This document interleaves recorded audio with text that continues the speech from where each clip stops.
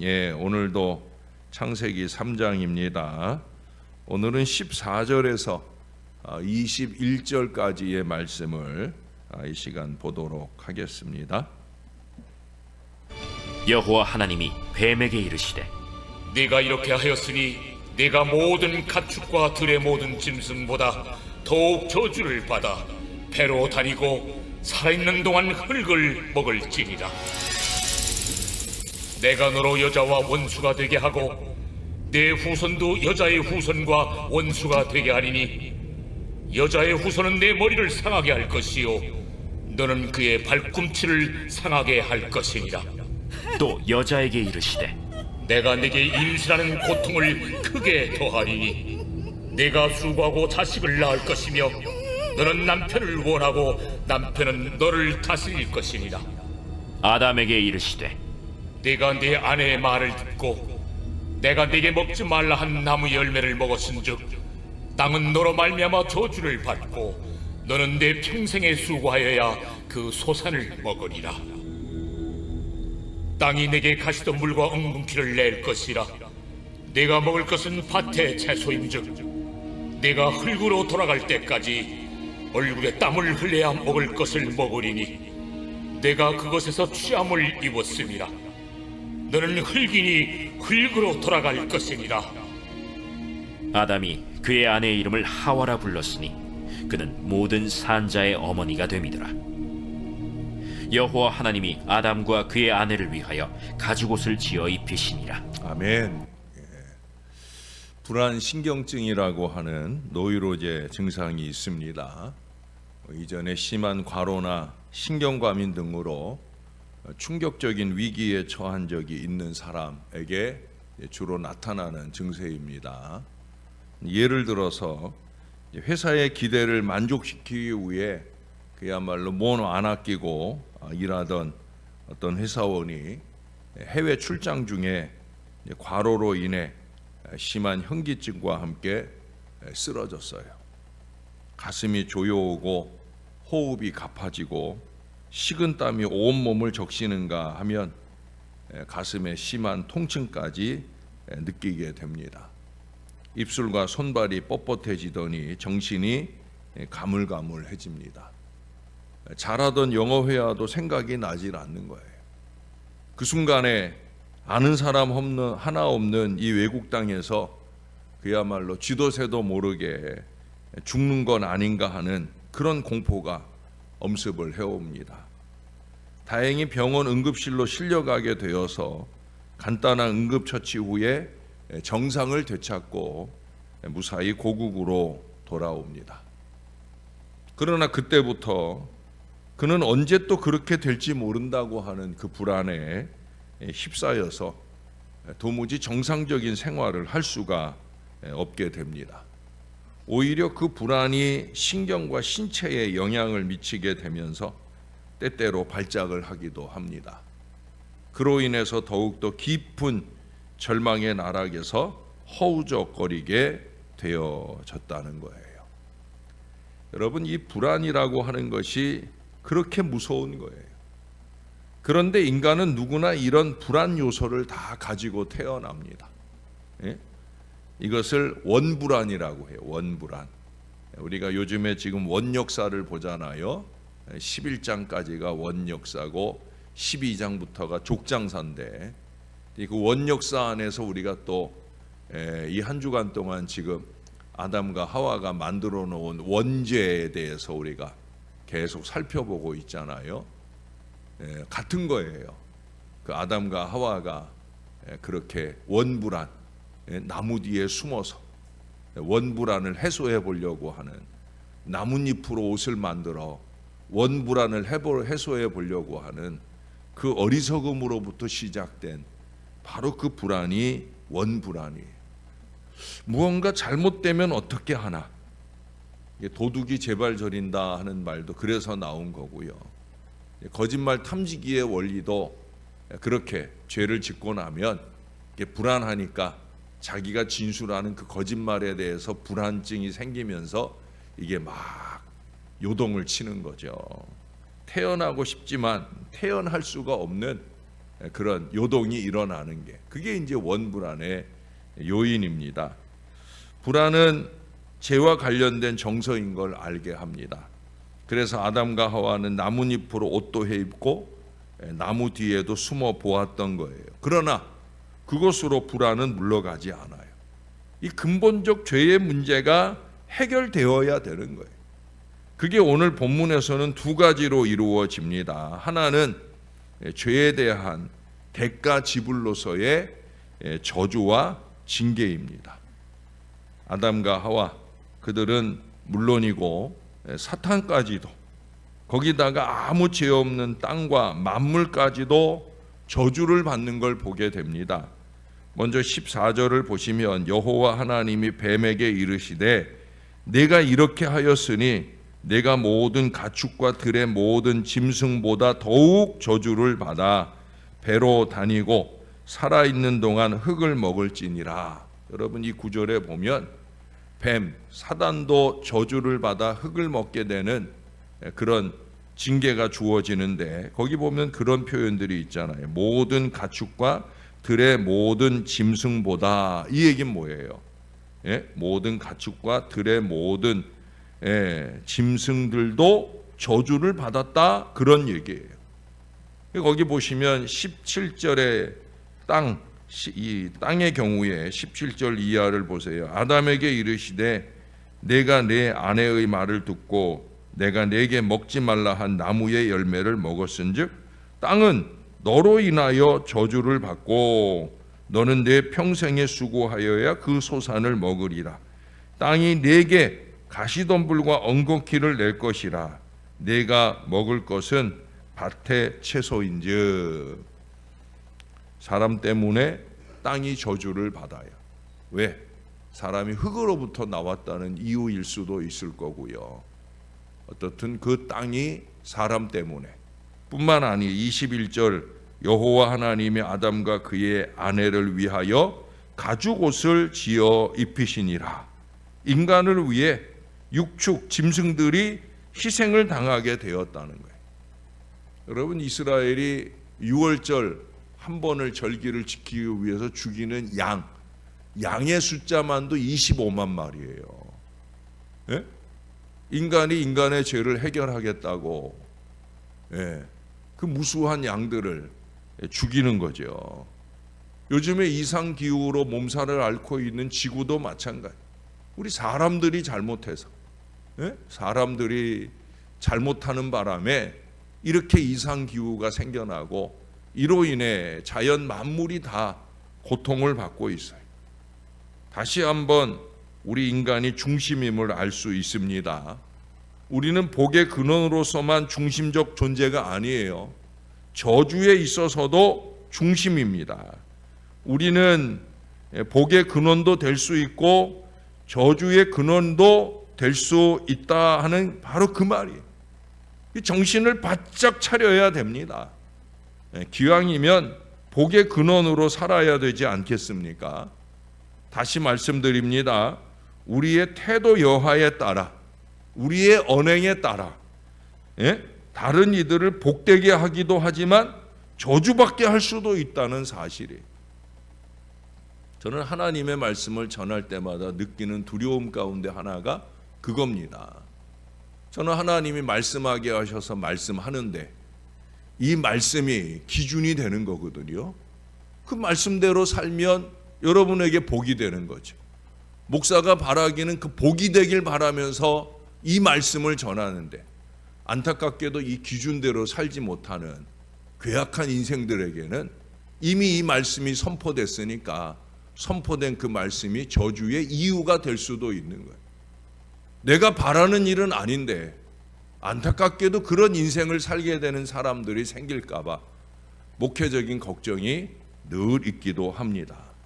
사랑하는 여러분, 우리의 언어, 우리의 삶, 언어 하나, 행동 한 번에 있어서도 상당한 주의가 필요함을 명심해야 되는 거예요.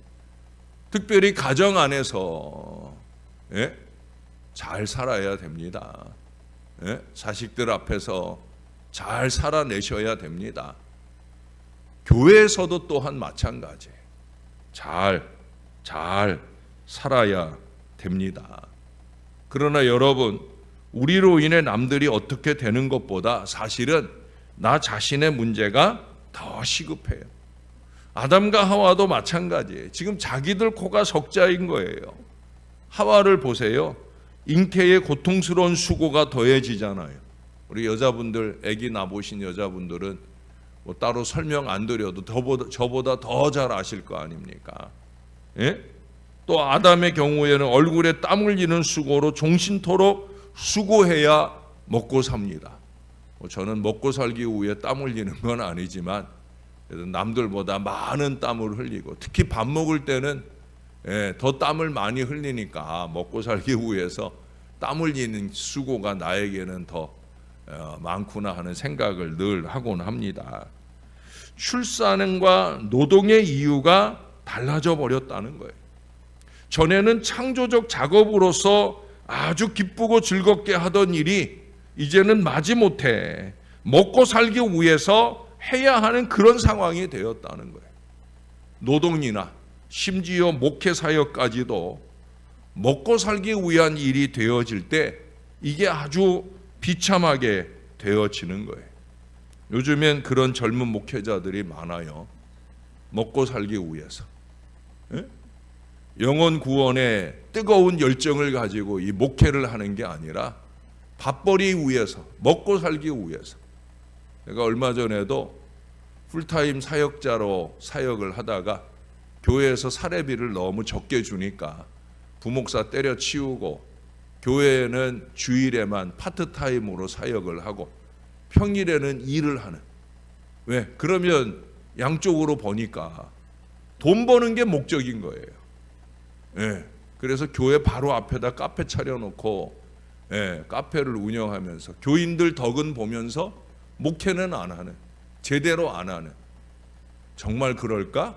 정말 그래요. 그래서 요즘에는 풀타임 사역자 구하는 게 어렵다고 합니다. 왜? 교회 사역 힘들잖아요. 담임 목사 눈치 봐야 되지, 교인들 눈치 봐야 되지, 새벽부터 힘들지. 그러한 거 하는 것보다는 이제 주일 한번 어차피 하나님이 부르셨으니까 신용은 하고, 그러고 먹고 사는 일들은 더 잘. 말은 좋죠. 처자식을 위해서. 그게 절대 자식과 아내를 위하는 일이 아닌데, 여러분, 기쁨과 감격으로 하지를 못하는 거예요. 좋은 의미로 성취감을 느낄 수가 없는 거예요. 결국은 좀 더 먹고 좀 더 누리기 위해서 또 다른 죄를 짓게 되어질 수밖에 없다는 거예요. 그게 인간의 한계예요. 결국 인간 편에서 몸으로 때우는 식으로 저주와 징계를 받음으로는 이 죄 문제가 근본적으로 해결받는데 한계가 있다는 거예요.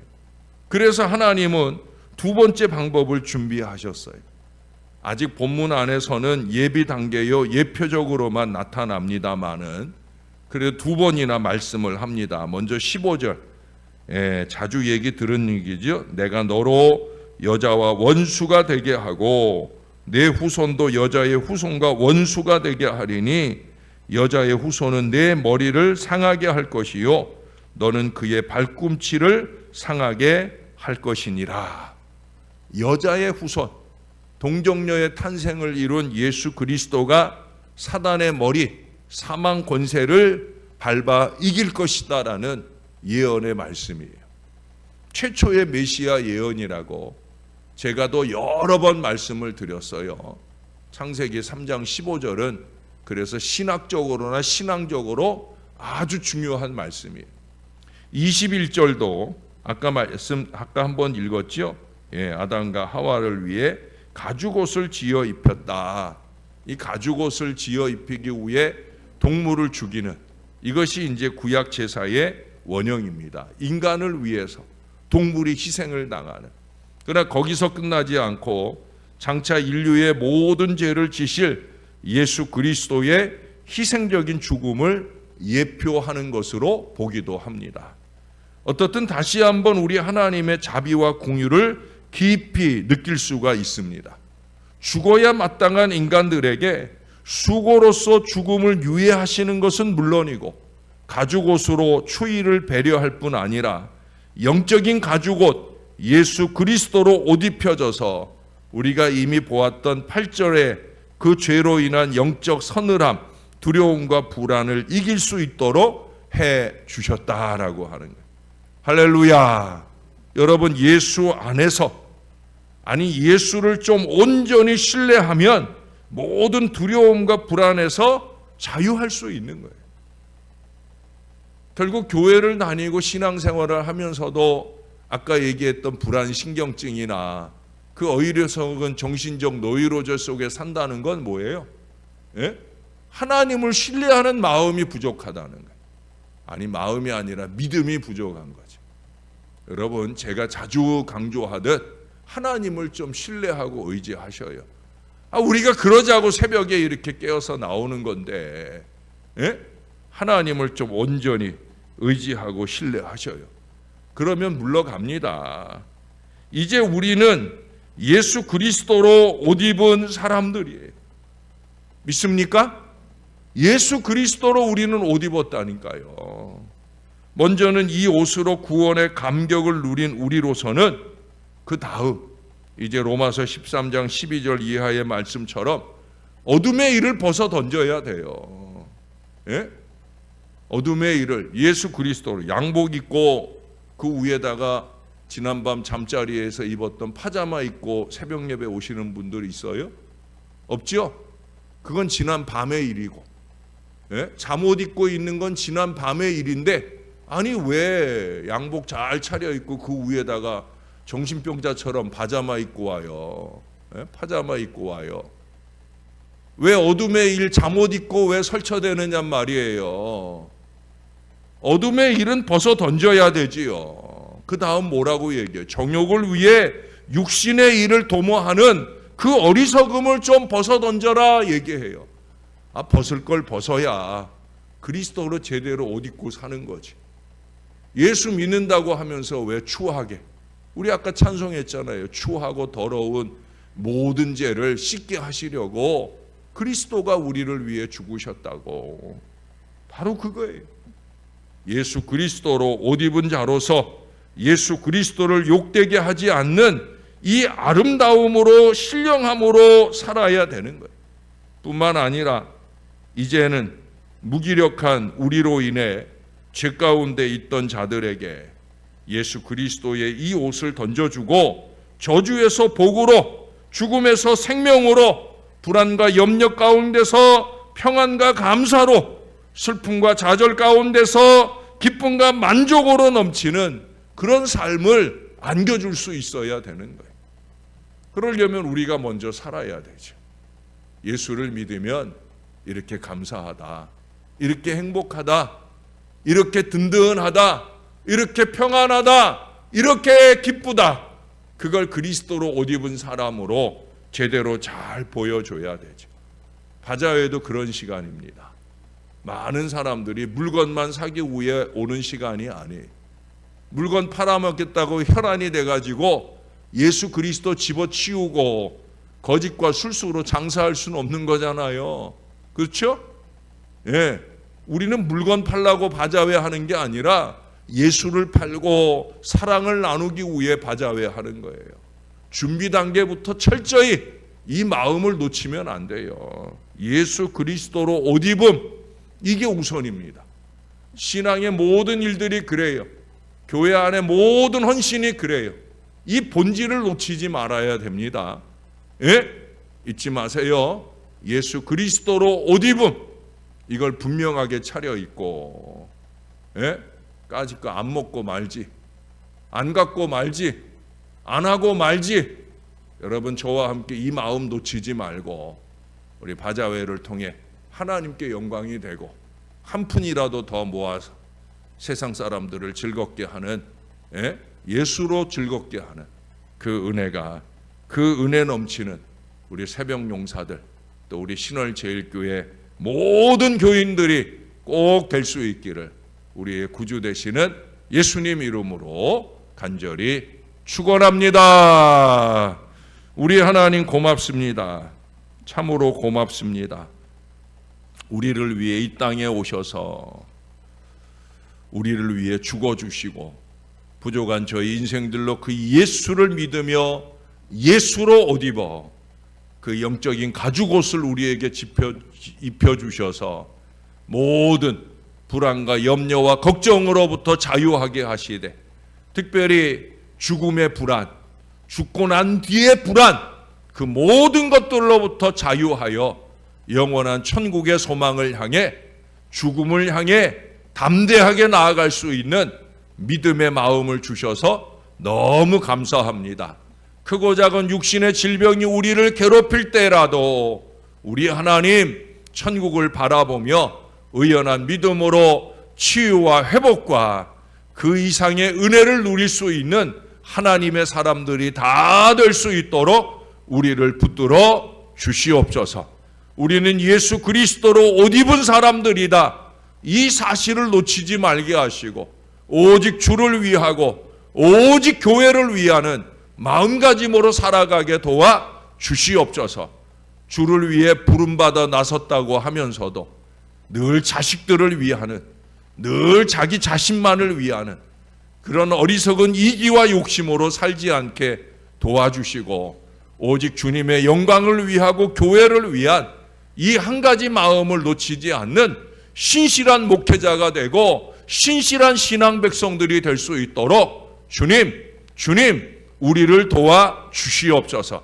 나의 신앙과 헌신의 사이클은 무엇을 위해 움직이고 있는지 잘 분별할 줄 알게, 정말 주님을 위한 일인지, 정말 주의 영광을 위한 일인지, 정말 주 예수 그리스도의 옷을 힘있게 나누어 주는 거룩한 사역들을 하고 있는 게 맞는지 돌아보고 또 돌아보도록 인도해 주옵소서. 이제 내일이 바자회입니다. 하나님께서 좋은 날씨를 아침부터 허락해 주실 줄로 믿습니다. 하나님께서 좋은 마음을 우리 신월제일교회 모든 성도들에게 주실 줄로 믿습니다. 사단은 틈틈이 우리들에게 악한 마음을 넣어줄 것입니다. 이기와 욕심을 넣어줄 것이고 이를 위해서 마음을 놓쳐버리는 안타까움을 넣어줄 것입니다.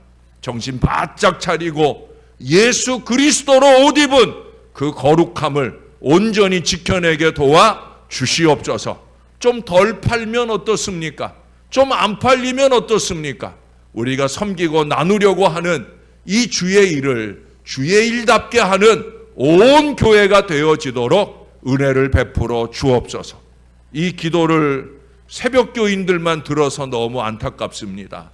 내일 함께하는 모든 성도들이 이 마음을, 목사의 이 마음을, 하나님의 이 마음을 놓치지 않고 헌신하는 복된 하루가 되어 너나 없이 모든 주의 자녀들이 육신은 피곤할지라도 영혼은 한없이 행복한 내일 바자회가 꼭 되게 도와 주옵소서. 지역사회를 더 유익되게 하는 모든 물품들이 꼭 되어지도록 우리 하나님께서 함께하여 주옵소서. 우리 먹자고 하는 일이 아닌 것을, 우리 입자고 하는 일이 아닌 것을 잊지 않고 행하는 온 교회가 되도록 우리 하나님께서 함께하여 주옵소서.